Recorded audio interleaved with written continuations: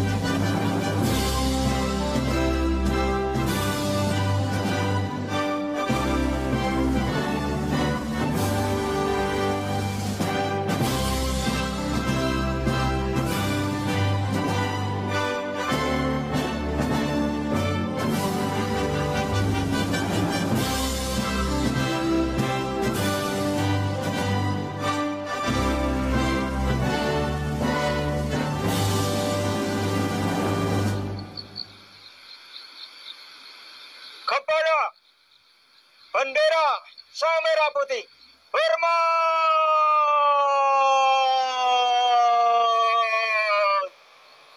Hormat. Tegak.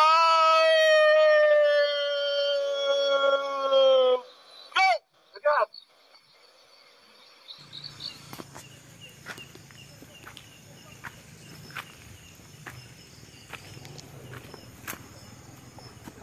Assalamualaikum warahmatullahi wabarakatuh. Selamat malam. Salam sejahtera untuk kita semuanya. Dulur-dulur, teman-teman dimanapun panjenengan berada, bertemu lagi dengan kami, channel TV Transmisi 7, yang pada pertemuan kali ini kami persembahkan sebuah kunjungan wisata religi yang berlokasi di wilayah Kabupaten Pringsewu, Provinsi Lampung.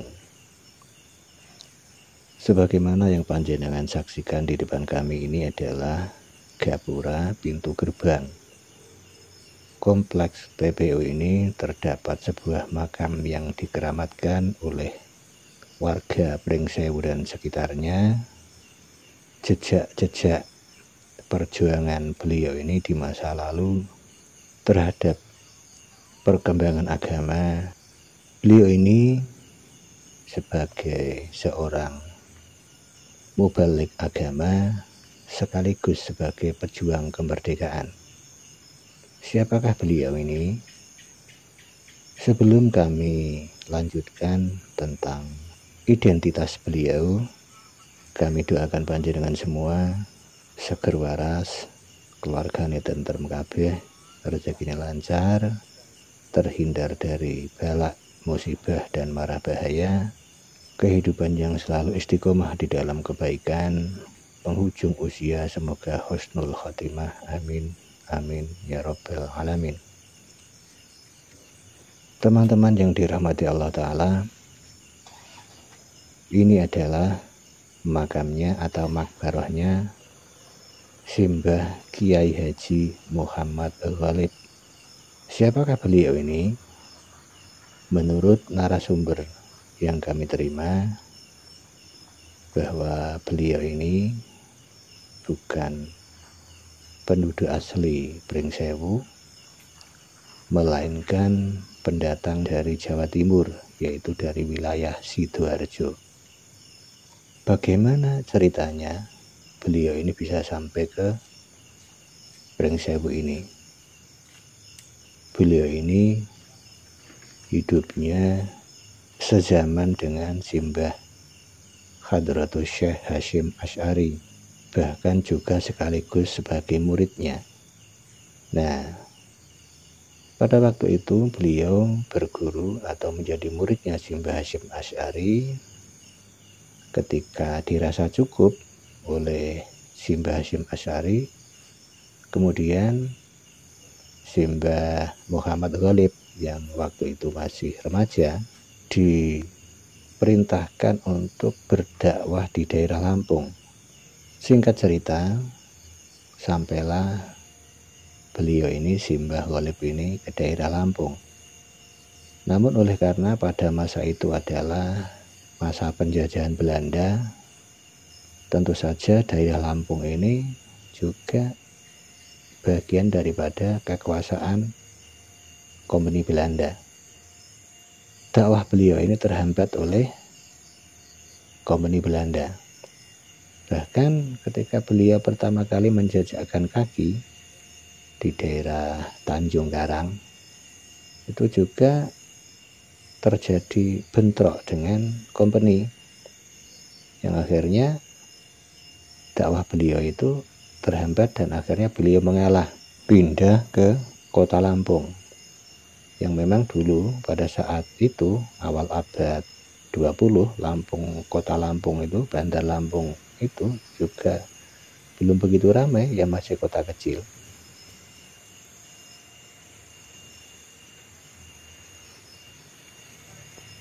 Nah, di situ Mbah Ghalib ini sempat menolak kebijakan Belanda menguasai tanah-tanah milik warga pribumi, yang akhirnya terjadi pemberontakan kecil. Namun oleh karena kalah senjata, juga banyak warga pribumi Lampung sendiri yang berkhianat terhadap bangsanya sendiri, akhirnya ya perjuangan Mbah Ghalib menjadi sia-sia, banyak terjadi korban. Maka kemudian beliau pindah lagi ke arah barat, ke daerah yang banyak ditumbuhi rumpun bambu. Nah, daerah yang banyak ditumbuhi oleh rumpun bambu itu kemudian dikenal dengan sebutan Pringsewu.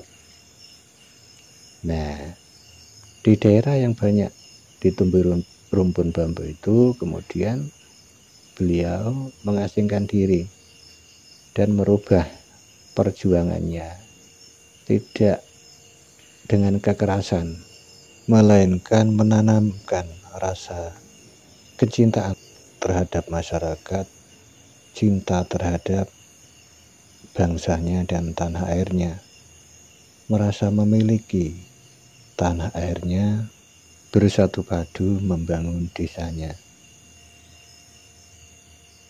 Ing madya mangun karso, ing ngarsa sung tulodo, tutwuri handayani, tutwuri hangiseni, tutwuri handarbeni.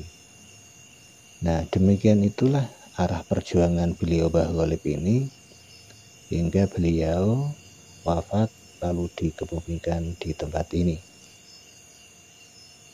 Kemudian ada di sebelah timur makam beliau ini, kira-kira berjarak sekitar 300 meter di arah timur sana itu ada masjid peninggalan beliau yang masih abadi lestari hingga sekarang ini dan dipergunakan juga untuk tempat beribadah warga sekitar.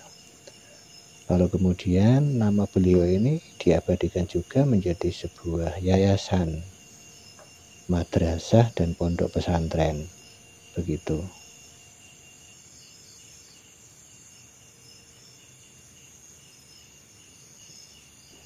Nah, teman-teman yang budiman, sebangsa setanah air, para pecinta sejarah dan budaya Nusantara yang berbahagia, demikian sekelumit sejarah manaqib tentang Simbah Ki Haji Muhammad Ghalib ini.